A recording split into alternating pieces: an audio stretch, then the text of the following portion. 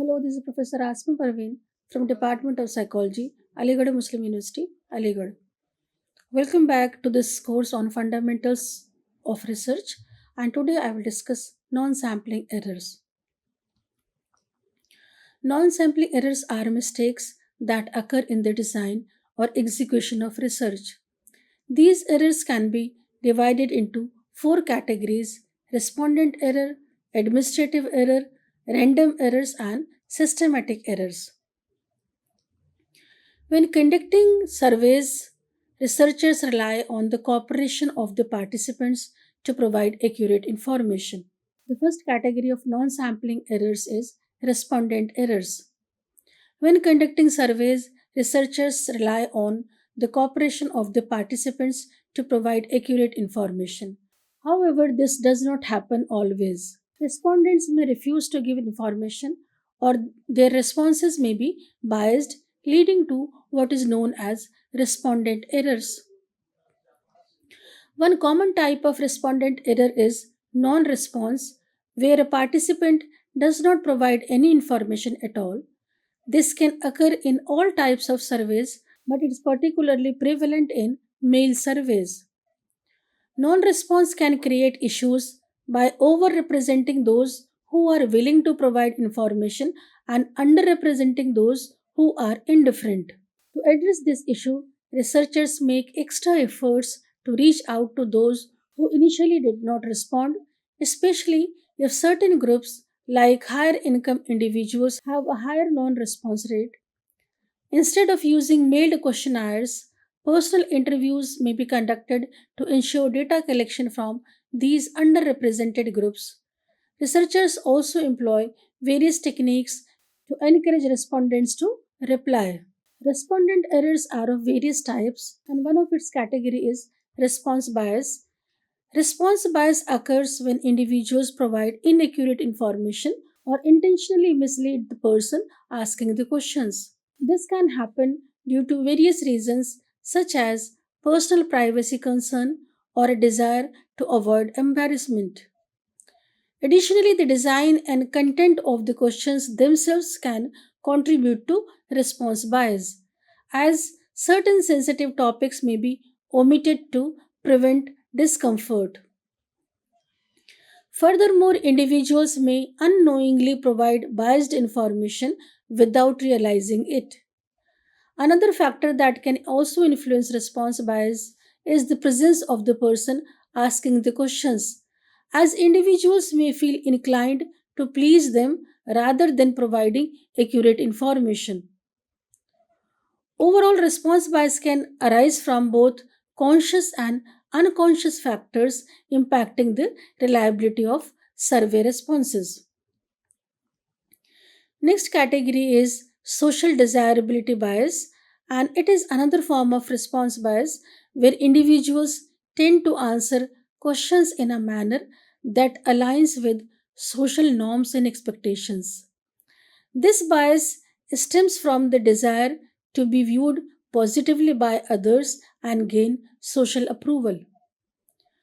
People may exaggerate their positive attributes or downplay negative behaviors to create a favorable impression. For instance, when asked about their exercise routine, individuals might overstate their level of physical activity to appear more health conscious. Conversely, they may underreport unhealthy habits like smoking or excessive drinking to avoid criticism. The prevalence of social desirability bias can undermine the accuracy of survey data, as respondents may not provide honest answers due to societal pressures. Acquiescence bias is another type of response bias characterized by individuals' inclination to agree or say yes to questions irrespective of their genuine beliefs or experiences. This bias may arise from a desire to please the interviewer or a lack of motivation to critically evaluate each question. For instance, when asked about their enjoyment of reading, individuals may automatically respond positively without genuinely considering their feelings on the subject. Acquiescence bias can result in inflated agreement rates and compromise the accuracy of survey results. To counteract this bias, researchers must be mindful of its presence and implement strategies to minimize its impact. Next category is administrative errors. These types of errors in research can have a significant impact on the accuracy and validity of the findings. These errors occur due to improper management of the research process.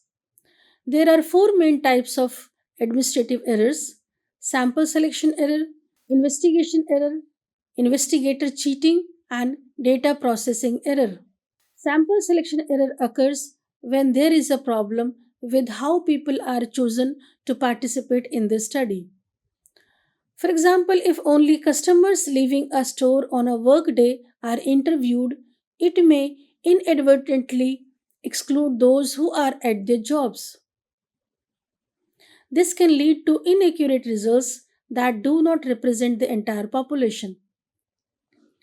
On the other hand, investigator error refers to mistakes made by the person conducting the interviews. This can involve incorrect recording of information or failure to double check the data. These errors can stem from how the investigator handles and documents the data, ultimately rendering the findings unreliable. Both sample selection error and investigator error have significant implications for the validity of the research studies. When sample selection error occurs, the results may not accurately reflect the characteristics and opinions of the entire population being studied. This can limit the generalizability of the findings and undermine the credibility of the research. Similarly, investigator error compromises the reliability of the data collected. If the information recorded during interviews is incorrect or not properly verified, it raises doubts about the accuracy of the findings. This can erode trust in the research and call into question the conclusions drawn from the data. To mitigate these errors, researchers must be diligent in their approach. They should carefully consider how participants are selected to ensure a representative sample. Additionally, interviewers should be trained to accurately record and verify the information provided by the participants. Next category is investigator cheating, and this investigator cheating is a serious issue in research. In this, investigators fabricate data without actually meeting the people they are studying. This fraudulent behavior undermines the integrity of the research and renders the results untrustworthy. Therefore, it is important to have mechanisms in place to detect and prevent investigator cheating.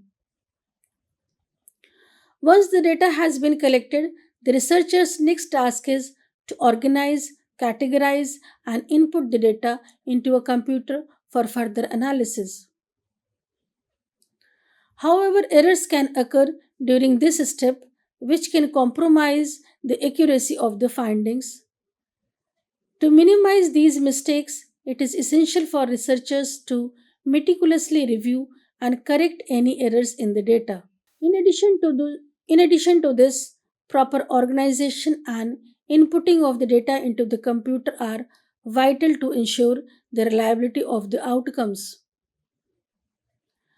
By addressing investigator cheating and diligently handling the data, researchers can enhance the credibility of their work. So, it is imperative to maintain the highest standards of honesty and accuracy in scientific research to uphold the trust of the academic community. Through rigorous scrutiny and meticulous attention to detail, researchers can produce accurate and reliable findings that can contribute to the advancement of the knowledge. Moreover, the prevention of investigator cheating and the careful handling of data are not only important for the integrity of the individual studies but also for the progress of the scientific knowledge as a whole. When fraudulent practices are allowed to go unchecked, they can lead to false conclusions and misinterpretations, hindering the development of accurate theories and models. Therefore, researchers must remain vigilant in their efforts to ensure the validity and reliability of their research. Next category is random errors. These errors are those errors that can balance out if a large sample size is used.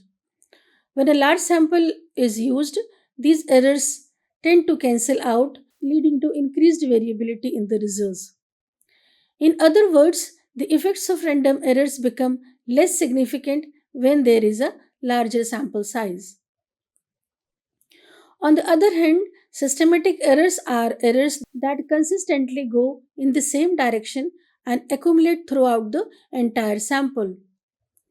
Unlike random errors, increasing the sample size does not reduce the impact of systematic errors. These errors can cause a bias in the final results, which is a major concern when it comes to the quality of survey data. Unfortunately, measuring non sampling errors can be challenging. In some cases, it may even be impossible to measure them accurately. This poses a problem because without accurate measurement, it becomes difficult to assess the extent to which non sampling errors are affecting the survey results. Therefore, researchers must be aware of the potential for non sampling errors and take steps to minimize their impact on the data collected. Now, I will discuss the sources of non sampling errors. Non sampling errors can occur in surveys from a variety of sources, and one significant source is coverage error. These sources can be categorized into four types: coverage error, measurement error, non response error, and processing error. Coverage error happens when units are either excluded or included incorrectly in the survey. This type of error affects all the estimates made from the survey and is considered one of the most important types of error. In fact, if it is a census, coverage error may be the main source of error. It is crucial to address these non sampling errors because they can significantly impact the accuracy and reliability of survey results. Coverage error, in particular, can lead to biased estimates if certain groups or individuals are systematically included or excluded incorrectly. This can result in misleading conclusions and decisions based on the flawed data. To minimize coverage error, survey designers must ensure that the sampling frame includes all relevant units and accurately represents the target population. Careful attention should be given to identifying and reaching hard to reach populations to avoid undercoverage. Second category is measurement error. This is the another source of non-sampling error. This occurs when there is discrepancy between the recorded response to a question and the actual true value. Measurement error can arise due to various factors such as the respondent, the interviewer, the questionnaire, the method of data collection, or the measuring tool used.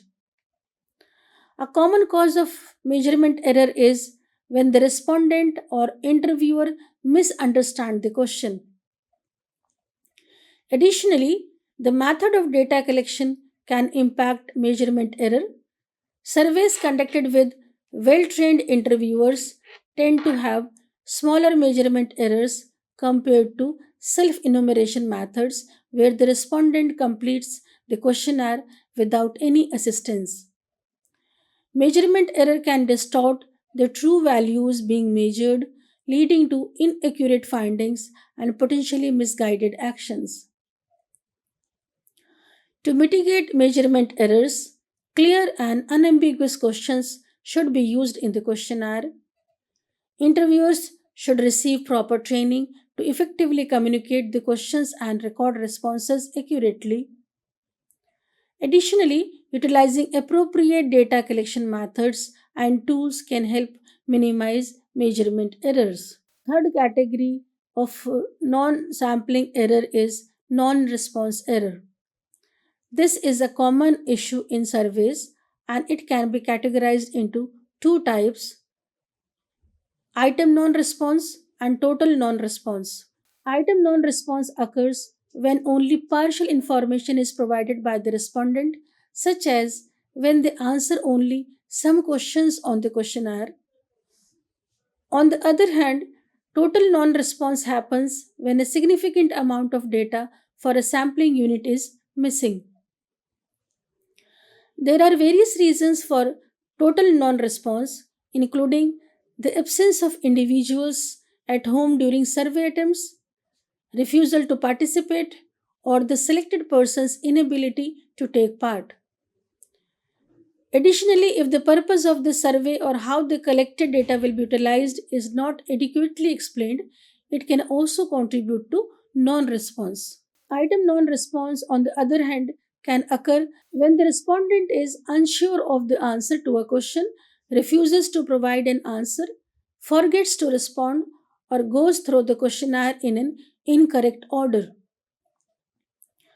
Other factors that can lead to item non response include illness or language difficulties faced by the respondent, as well as poorly designed questionnaires that may confuse or discourage participation. It is important to note that interviewers themselves can also play a role in both total and item non response. If interviewers fail to employ effective techniques, they may struggle to establish a positive rapport with the respondent. Consequently, the respondent may refuse to participate or quickly lose interest even if they initially agree to take part in the survey. Building a strong relationship between the interviewer and respondent is crucial in minimizing non response errors. Fourth category is processing errors. Processing of survey responses is a crucial step in preparing data for analysis. It involves handling the collected data before any calculations can be made. This process can be time consuming and resource intensive as it requires both automated and manual tasks. However, errors can occur during processing, which can impact the accuracy of the results and become the source of non sampling errors. One potential source of error is coding the data. Coding involves assigning numerical values to each response, making it easier to work with the data. For questions with predetermined answer choices, the codes are often assigned before the survey is conducted. However, for open ended questions, coding can be done manually or automatically. The quality of coding depends on the completeness and accuracy of the response as well as how the answer is coded. Manual coding of open ended questions is prone to errors due to interpretation and judgment. Different coders may code the same answer differently, leading to inconsistencies. Inexperienced or poorly trained coders are more likely to make mistakes, further impacting the accuracy of the data. Data capture is another critical step in processing. It involves converting the responses into a format that can be read by a computer. Errors can occur during data capture if the data is not entered exactly as it appears on the questionnaire. The layout of the questionnaire or coding documents can also contribute to data capture errors. Additionally, the method used to capture the data can introduce errors as well. Editing and imputation are closely connected processes that aim to identify missing, invalid, or inconsistent entries in the data. Editing involves applying checks to ensure data integrity, while imputation fills in missing or inconsistent data with replacement values. However, errors can arise during these processes, affecting the overall accuracy of the data. Control of non sampling errors is an important aspect of any research study. While it may not be possible to completely eliminate errors, there are steps that can be taken to minimize them. And one crucial step is to ensure that the questionnaire used in the study is well designed and executed properly.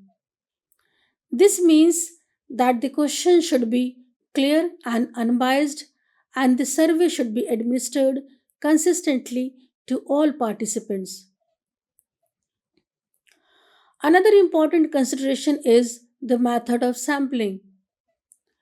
It is essential to choose the right method that accurately represents the population being studied. A random sample is often preferred as it reduces the risk of bias and ensures that each member of the population has an equal chance of being selected. In addition to sampling, the size of the sample also plays a role in controlling errors. A larger sample size generally leads to more accurate results as it provides a better representation of the population.